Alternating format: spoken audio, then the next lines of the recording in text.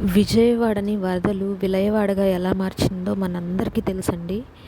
ఇది విజయవాడ ప్రజలకి ఒక చేదు జ్ఞాపకంగా మిగిలిపోతుంది. ఎందుకంటే ఆ పరిస్థితుల్లో నేను కూడా ఉన్నాను కాబట్టి నేను చెప్పగలుగుతున్నానండి. ఇదైతే ఒక చేదు జ్ఞాపకంగానే విజయవాడ వాళ్ళందరికీ మిగిలిపోతుంది.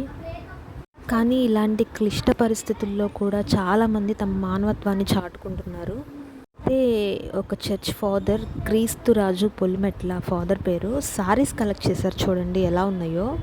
ఈ సారీస్ కూడా అన్నీ కొత్త కొత్తగానే ఉన్నాయండి. అంటే వాళ్ళకి ఇవ్వడం కూడా ఇన్స్ట్రక్షన్స్ ఎలా ఇచ్చారంటే, మీరు ఒక్కసారి 2 సార్లు మాత్రమే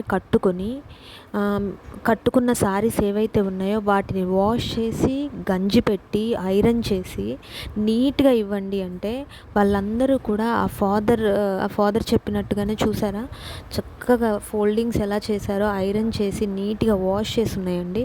చాలామంది కూడా సాయం చేద్దాం అనుకుంటారు కానీ ఏదో చిరిగిపోయినవి అవి ఇవి ఇస్తారు. కానీ చూడండి కాటన్ సారీ ఎంత నీట్గా, పేపర్ కూడా లోపల చూడండి మనకు ఐరన్ చేసి పేపర్ వేసింది చూడండి.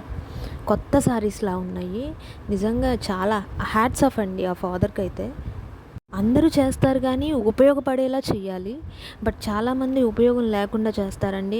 వరద బాధితులకే కదా, చిరిగిపోయినవి ఉన్నాయి కదా, మన దగ్గర ఇచ్చేద్దాం అన్నట్టుంటారు. కానీ ఈ థాట్ అయితే నిజంగా గ్రేట్ అండి. ఎందుకంటే మనం ఇచ్చే ఒక్క సారీ అయినా సరే చూడండి వాళ్ళ ఫేస్లో ఎంత ఆనందం ఉంటుందో అది.